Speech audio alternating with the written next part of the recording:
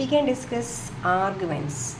An argument is a series of statements or propositions that use reasons to support a conclusion. ഒരു കൺക്ലൂഷനിലേക്ക് എത്താൻ വേണ്ടിയിട്ട് നമ്മൾ ചെയ്യുന്ന അല്ലെങ്കിൽ നമുക്ക് ആവശ്യമായിട്ടുള്ള സെൻറ്റൻസുകൾ അല്ലെങ്കിൽ സ്റ്റേറ്റ്മെൻറ്റ്സുകളാണ് ആർഗ്യുമെൻ്റ് എന്ന് പറയുന്നത്. ഓക്കെ, അപ്പോൾ കുറേ സ്റ്റേറ്റ്മെൻറ്റ്സ് ഉണ്ടായിരിക്കും. ആ സ്റ്റേറ്റ്മെൻറ്റ്സ് എല്ലാം കണക്ട് ചെയ്തിട്ട് നമുക്ക് ലാസ്റ്റിലേക്ക് കൺക്ലൂഷനിലേക്ക് എത്താം. അപ്പോൾ ആ സ്റ്റേറ്റ്മെൻറ്റ്സിനെയാണ് നമ്മൾ ഹൈപ്പോത്തിസിസ് എന്ന് പറയുന്നത്. ഓക്കെ, അപ്പോൾ ഹൈപ്പോത്തിസിസ് എല്ലാം വെച്ചിട്ട് നമ്മൾ എവിടെ എത്തും? ഒരു കൺക്ലൂഷനിലേക്ക് എത്തിച്ചേരുന്നതാണ്. അപ്പോൾ H1 എന്ന് പറയുന്നത്, H2 എന്ന് പറയുന്നത്, എക്സ്ട്രാ HN സ്റ്റേറ്റ്മെൻറ്റ്സ്, ഇതിനെല്ലാത്തിനെയും കൂടെ നമ്മൾ ഹൈപ്പോത്തിസിസ് എന്ന് പറയും. ഇതിൽ നിന്നെല്ലാം കൂടെ നമ്മൾ എവിടെ എത്തിച്ചേരും? കൺക്ലൂഷനിലേക്ക് എത്തിച്ചേരും.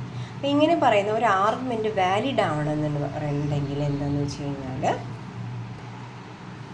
അവിടെ നമുക്ക് ഈ H1, H2, എക്സ്ട്രാ HNൽ നമുക്ക് ആരവിടെ സാറ്റിസ്ഫൈ അവിടെ ഒരു കൺജങ്ഷൻ കൊണ്ടുവരികയാണെങ്കിൽ ആ കൺജങ്ഷൻ ടു കൺക്ലൂഷൻ എന്ന് പറയുന്നത് ടോട്ടോളജി ആയിട്ട് മാറണം.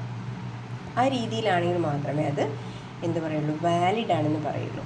അതായത് നമുക്ക് ഒരു കാര്യം രണ്ടെണ്ണത്തിൻ്റെ പിയും ക്യൂവും രണ്ട് സ്റ്റേറ്റ്മെൻറ്റ് എടുത്തിട്ട് അത് രണ്ടും ട്രൂ ആണ് എങ്കിൽ മാത്രം ട്രൂ ആവുന്ന കേസാണ് കൺജങ്ഷൻ. അതായത് H1ഉം H2ഉം ഒക്കെ ട്രൂ ആവുന്ന കേസ് വരികയും ചെയ്യാം. എന്നിട്ടത് ഇംപ്ലൈസ് കൊടുക്കുമ്പോൾ അത് ടോട്ടോളജി ആവുകയും ചെയ്യുന്ന ഒരു കണ്ടീഷനാണ് നമുക്ക് വാലിഡ് എന്ന് പറയുന്നത്. അങ്ങനത്തെ അല്ലാത്ത കേസുകളെല്ലാം എന്തായിരിക്കും? ഇൻവാലിഡ് ആയിരിക്കും. Consider the question. Test the validity of the following argument. Question H1 എന്ന് പറയുന്നത് there are more residents in New York City than there are hairs in the head of any resident. ഇങ്ങനെയാണ് ഉള്ളത്. H2 എന്ന് പറഞ്ഞാൽ no residence is totally hold എന്ന് പറഞ്ഞിട്ടുമാണുള്ളത്. അതിൻ്റെ conclusion എന്ന് പറഞ്ഞാൽ at least 2 residents must have the same number of hairs in their heads എന്നു. Suppose there are n residents in New York City by H1. The number of hairs on the head of every resident is less than n. By H2, every resident has at least one hair on his head. അപ്പോൾ ഇങ്ങനെയാണ് നമ്മൾ H1ഉം H2ഉം വരുന്നത്. If each person has a different number of hairs, there must be n positive integers less than n.